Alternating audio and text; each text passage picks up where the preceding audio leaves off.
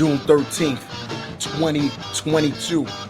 Halfcast 311, episode 311. Let's go.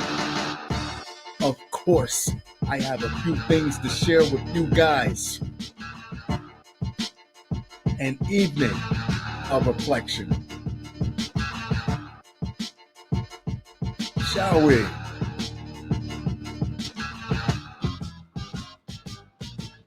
Michigan man loses both arms after house filled with ammunition explodes. All the king's horses and all the king's men.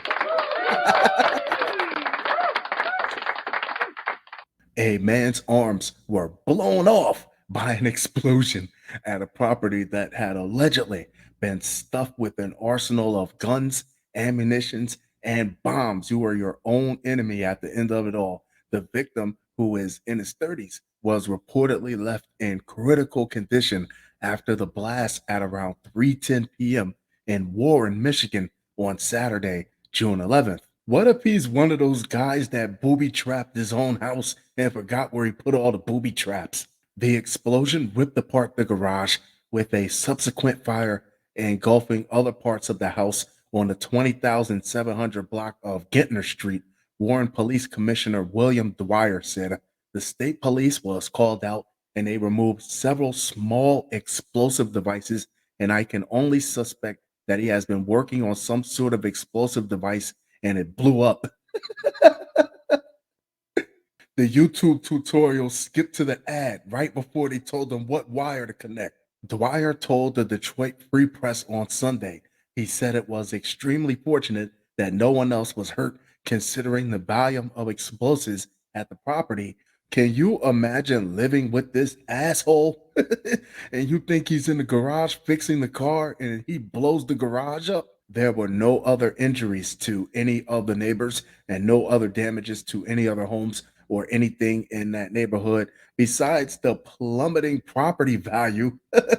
Yesterday's price is no longer today's price, but in a bad way. The man, who Dwyer said was already under investigation before the explosion, is now in a coma and undergoing treatment at the Detroit Receiving Hospital. I'm going to go out on a limb and assume that it's safe to say, unless you can attach a pair of wire cutters and a screwdriver to both of his stumps, he's not going to be making any more bombs. I mean, because you could get it right 100 times. You only got to mess up once. Mother facing federal drug charges after telling daughter to claim she packed car with drugs. First off, why would you even have your child with you if you are making those type of heavy moves?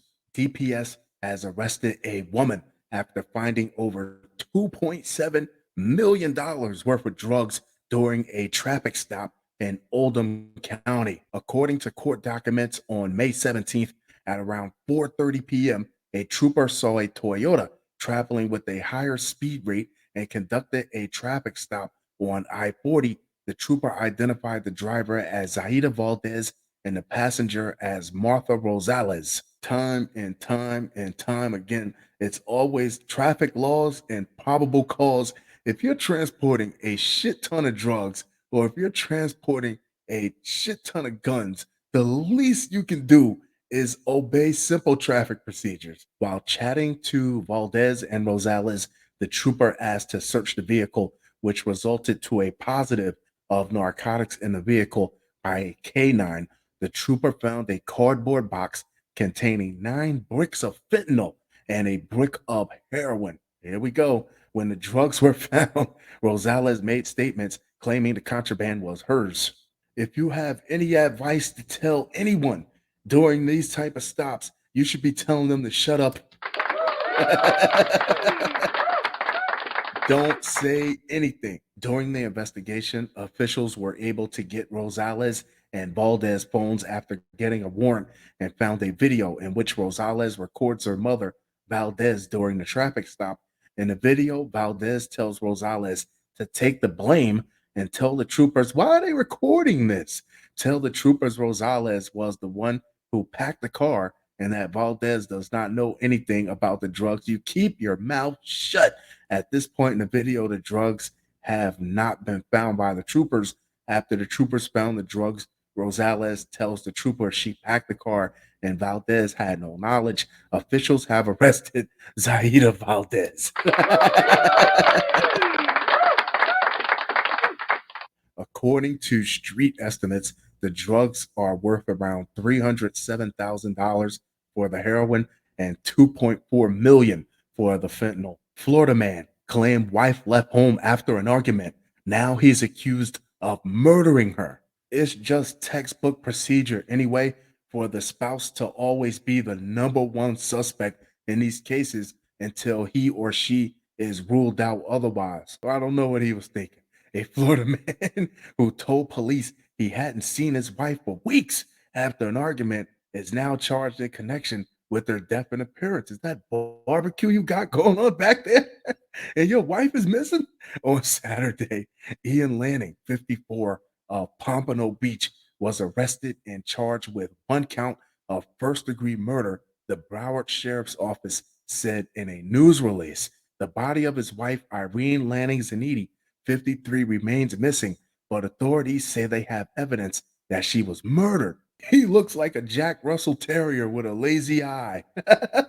Zanetti's daughter reported her mother missing on May 30th. BSO says in a release. Earlier in May, detectives went to the home Zanetti shared with her husband and spoke to her husband, who said she had left the home on May 14th following a verbal dispute.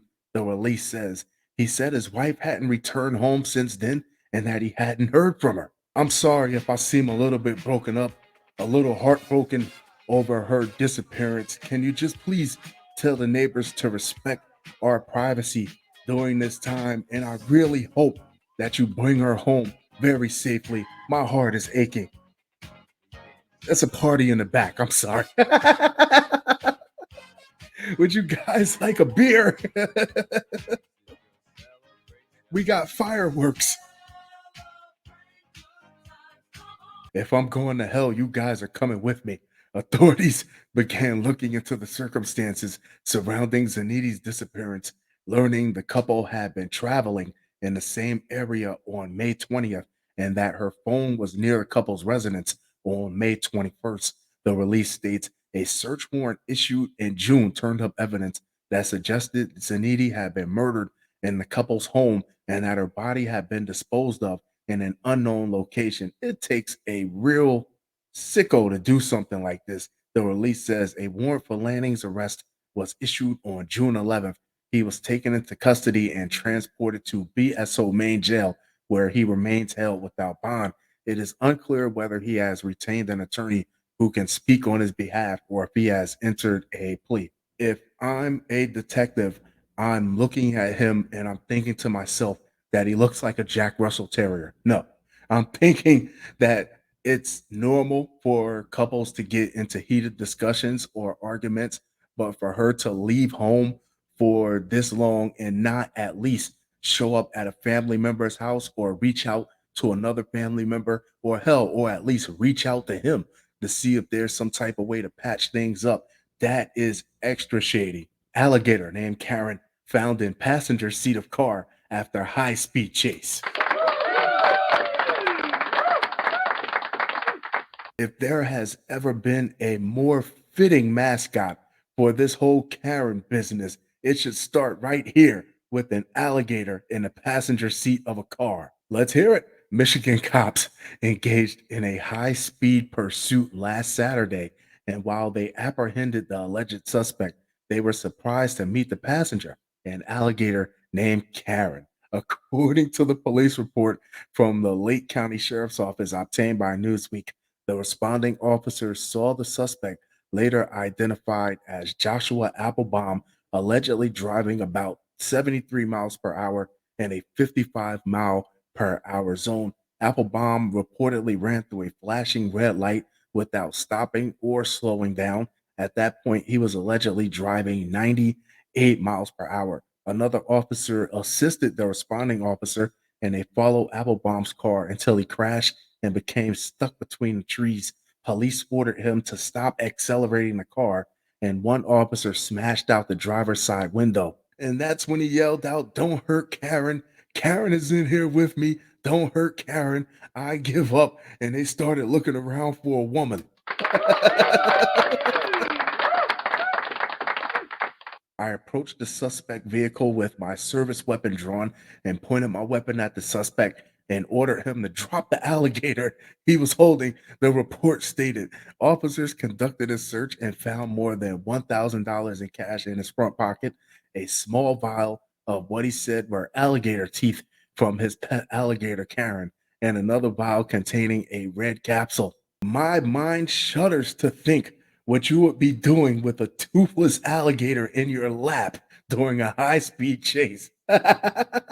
According to GeoZoo, though some want to have an alligator as a pet, there are many drawbacks and challenges associated with keeping one. They get huge. The reasons include the aggressive behavior of the reptile, the enclosure requirements, and an alligator's medical needs.